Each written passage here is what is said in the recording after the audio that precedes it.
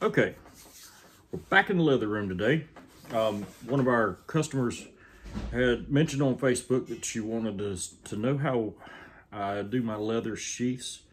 So we're going to work through one of those real quick. Just something simple. Something simple for just one of my little everyday size knives like this. It's a great knife for general field use or use in the kitchen. It's the kind of knife my grandma would have fought you over to use in the kitchen, because she'd use that thing for peeling potatoes and slicing tomatoes and doing everything in the world. That's what she used. So we'll try to find a little different angle here in a minute, and we'll go ahead with it. Hope you enjoy. Okay. I know this isn't the best angle, but it's the best I could do. So, for our tools, gotta have a Sharpie. Sharpie's great for everything. I use these every day for something. This is graph paper. I think it's like, I don't know, 3mm graph paper. It's not very wide. I prefer 1/4 inch, but this is what I have, so this is what I'm using. We also have to have our liner.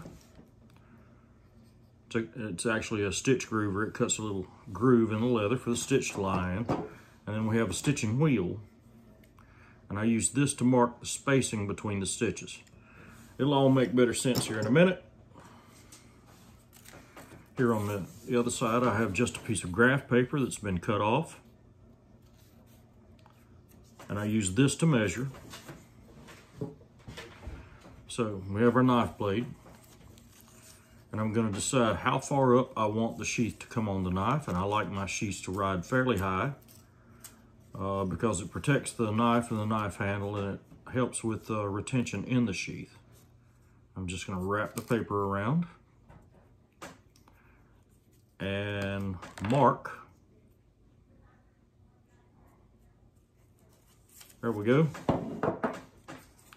Now, you can see we have a mark. And that's going to be the diameter of the knife handle. So now I'm going to count my squares on the grid, I'm going to count my grid squares on the paper. 1, 2, 3, 4, 5, 6, 7, 8, 9, 10, 11, 12, 13, 14. So 14 is going to give us the right diameter for the handle. Now, even though I have the right diameter to fit around the handle, I have to have some extra. So I have room for my stitches and for my bolster or my welt, which will go along the edge of the blade to protect the threads from the blade cutting as the knife goes in and out of the sheath. So on this particular style sheath, I always add 3 extra grid boxes. So let's count again. 1, 2, 3, 4, 5, 6, 7, 8, 9, 10, 11, 12, 13, 14. So if I figure 3 for each side, that is 20. So I need 20 boxes would completely wrap around the sheath, give me all I need. Now, I know this is clear as mud, but I know that 20 will wrap around the blade and give me enough extra for my sheath, for my stitching and my welt or bolster to go in there. So, knowing that, all I need is half that, because I'm going to make a fold over sheath. Now, understand that the way I'm doing this is how I do it. This is probably not the right way. Nobody's ever taught me leather work. It's just how I figured it out. So this is how I do it. So I'm going to count over 10. 1, 2, 3, 4, 5, 6, 7, 8, 9, 10. I'm going to make a mark on my paper. Now I know exactly how wide I need this half the sheath. I'm going to place my knife on there. I'm going to keep this edge back away from the edge of the paper. 1 grid box. That's going to leave me enough room for when it folds over.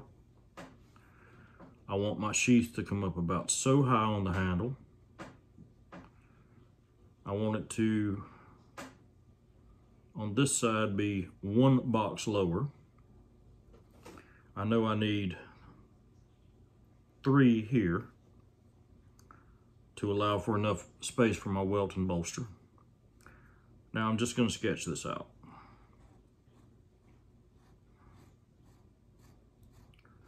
Just following the handle along. And now I'm going to maintain my spacing all the way around the blade.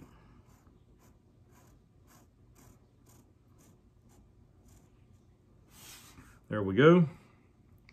Now, I usually make the belt loops as part of the sheath. So I'm going to make a mark there, mark there. That's going to be our belt loop.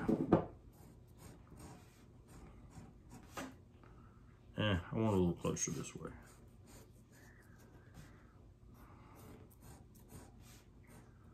That's going to be our belt loop. Add a little something to the top. And this should be our pattern. Now we're going to cut that out.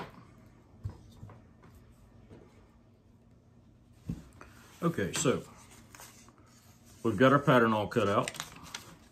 Now we want a piece of leather. This is just the right size to fit this sheath. I'm going to place my sheath in here. I need to make sure that I have enough extra length up here so I have enough so I can run my belt loop up a little further up here. I need to make sure I have enough width all the way down to the tip so that when this folds, I'm not going to end up without enough leather to make it work. Now I'm going to hold that in place. I'm going to mark right here, this side, so that I know where to line up. You'll understand what I'm doing here in a minute. Now I'm just going to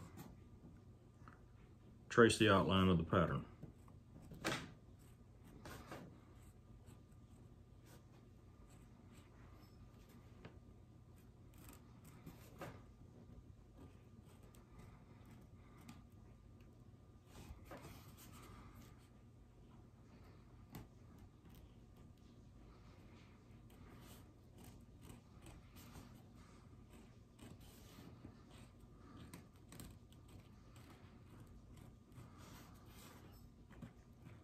Like I said, I'm sure this isn't the fancy way to do it, probably not the right way to do it, but it's how I do it. And yes, everything we do is handmade. Every sheath is built for that knife. I don't keep a bunch of patterns back and make a bunch unless I'm using one particular style of blade and make it a run of that style. Now I'm going to use these marks to line up this edge of the sheath. Going to make sure it matches top and bottom with my other marks. And because this is going to be a right-handed sheath on this side, I do not trace the belt loop.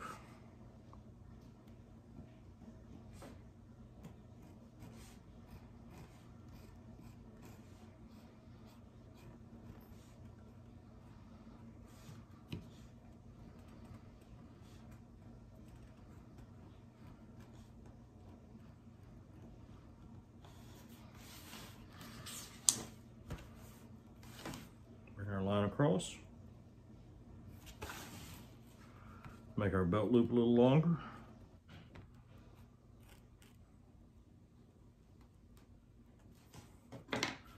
and there's our pattern. Now let's cut that out. Okay, so we've got our pattern all cut out. Now most everybody likes these dyed a darker color, a brown or a black, a dark brown or a black. So the dark browns or the blacks will cover the Sharpie marks. If you're going with a light colored leather, you got to make sure you hide these Sharpie marks or trim the marks completely off the edges when you cut it out. Otherwise, they'll show through and ruin your product. So now that we've got our pattern cut out, we're going to take our liner. our groover. I'm going to make a groove around the edges. And this is going to guide my stitch marker. And it also makes a small groove for the stitches to lie flat in once it's sewed. All right, you see the groove.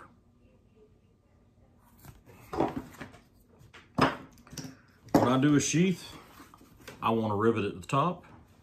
I want to rivet at the bottom. It just helps make things stronger, makes it last longer. So I'm going to take my marker. I'm going to just start where the two lines intersect at the top. I'm going to make sure that I have a mark. Now I'm going to roll one and very lightly roll over it and not mark and go to the next one. That's going to leave a space between the rivet and where my thread starts. I'm going to roll around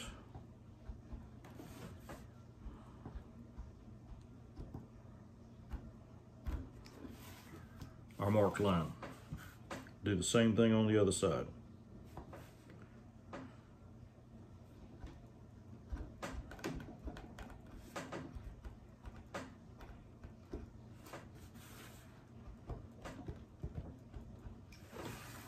So, you can see we have a mark. Now we're going to go in and we're going to punch these holes.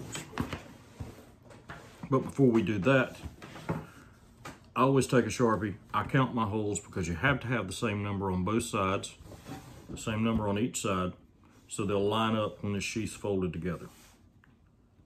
So I'm going to have my rivet holes at the top. 2, 3, 4, 5, 6, 7, 8, 9, 10, 11, 12, 13, 14, 15, 16, 17, 18, 19, 20, 21, 22, 23, 24, 25, 26, 27. That looks about right. Let's do the same thing over here. 1, 2, 3, 4, 5, 6, 7, 8, 9, 10, 11, 12, 13, 14, 15, 16, 17, 18, 19, 20, 21, 22, 23, 24, 25, 26, 27. So you can see our 27 marks on each side. Looks like they're going to come out roughly the same spot on either side. That's good. So now since I want to rivet at the bottom, I'm going to skip a mark, skip one of our dimples, and mark here for a rivet.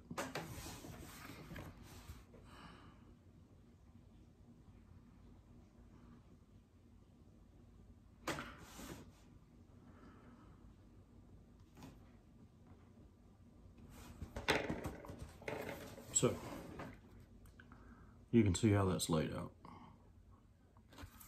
Now we're gonna get these holes punched, as well as punch a hole here, and here, and in here for the belt loop to fold over and rivet into. Okay, we've got our pattern, got our holes punched. You can kind of see how this is going to work. The belt loop will fold down and rivet. The two halves will fold together. And the knife, of course, will slide right in here. And it's going to be a tight fit once it's all dyed together, but once it's all sewed, I will wet the leather and wet fit it to the knife before it's dyed, and it'll be a good tight fit. It's not going to go anywhere. It'll have good retention. But one more thing to do. In the process of this knife sliding in and out of the sheath, you're putting the sharp edge next to your threads. That's never a good idea. Even though I'm putting a rivet up here to help protect those threads and hold it together here in the stress point, I'm also going to put a bolster, or some people call it a welt. And it's just going to be a strip of leather that's sewed in between the two halves. When it's sewed, it's pulled in tight, and it keeps the knife blade from riding on the threads and cutting the threads of the sheath. So let's get that done. Save back scrap, because a lot of times scrap is all you need. And in this case, that's all we need. So I'm going to mark this side. I'm going to mark the outline of the sheath. Then I'm going to mark each hole.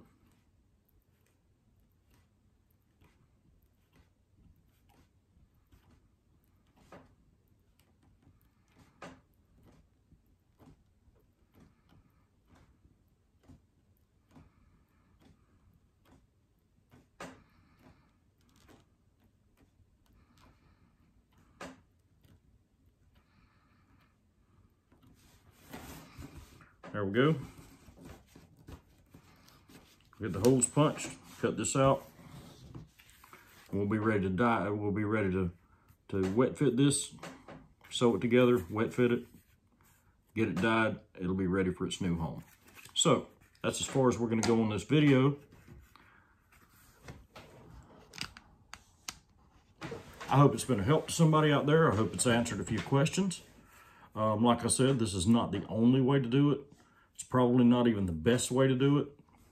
And I've never had anybody teach me leather work, and it's just the way I figured out on my own. It seems to work really well. I very seldom ever have a sheath returned for any kind of repair or anything like that. And I've had people come by who have carried my knives for 3-4 years and used them every day at work and never had a problem out of them. So I call that success. Hope you enjoyed. Hope maybe it gives you some ideas to do some work on your own, maybe do some better work than I do. Anyway, if you enjoyed today's content, please like and subscribe. Leave us a comment in the comment section. Let us know if there's anything else you'd like to see, and God bless.